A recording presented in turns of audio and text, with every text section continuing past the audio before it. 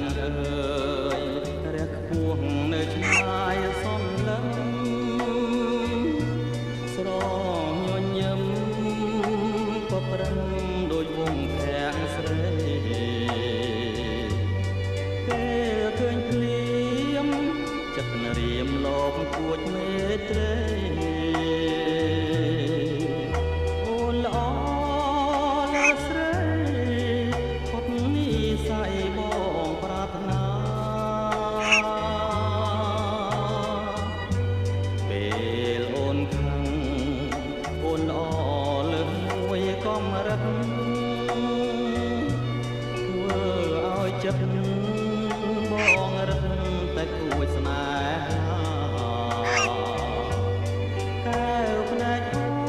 នចាំឆ្លងរស្មីភ្លឺថ្លា